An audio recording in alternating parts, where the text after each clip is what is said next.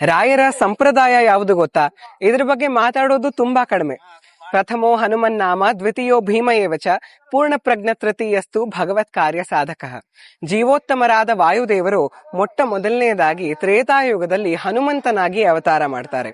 ಮುಂದೆ ದ್ವಾಪರದಲ್ಲಿ ಅದೇ ವಾಯುದೇವರು ಭೀಮಸೇನ ದೇವರಾಗಿ ಅವತಾರ ಮಾಡಿದ್ರೆ, ಕಲಿಯುಗದಲ್ಲಿ ವಾಯುದೇವರ ಅವತಾರ ನಮ್ಮ ಮಣ್ಣಿನ ಪಾಜಕ ಕ್ಷೇತ್ರದ ಪೂರ್ಣ ಪ್ರಜ್ಞ.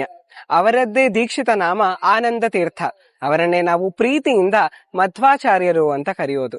ಜಗತ್ತಿಗೆ ಜೀವಭೇದ, ಜೀವ ಈಶ ಭೇದದಂತೆ ಪಂಚಭೇದಗಳನ್ನ ಕೊಟ್ಟು ತತ್ವವಾದವನ್ನ ಅವರು ಪ್ರತಿಷ್ಠಾಪನೆ ಮಾಡ್ತಾರೆ. ಅದೇ ತತ್ವವಾದದ ಇನ್ನೊಂದಷ್ಟು ಹೆಸರುಗಳು ಮಧ್ವ ಸಿದ್ಧಾಂತ, ದ್ವೈತ ಸಿದ್ಧಾಂತ. ಇದೇ ಮಧ್ವ ಸಂಪ್ರದಾಯದಲ್ಲಿ ರಾಯರು ಅವತಾರ ಮಾಡ್ತಾರೆ. ಒಂದು ಬಾರಿ ಅಲ್ಲ, 2 ಬಾರಿ. ಮೊದಲನೇ ಬಾರಿ ಅವರು ವ್ಯಾಸರಾಯರಾಗಿ ಅವತಾರ ಮಾಡ್ತಾರೆ, ಪುರಂದರದಾಸ ಹಾಗೂ ಕನಕದಾಸರ ಗುರುಗಳಾಗ್ತಾರೆ. 2ನೇ ಬಾರಿಗೆ ಅವರು ವೆಂಕಟನಾಥ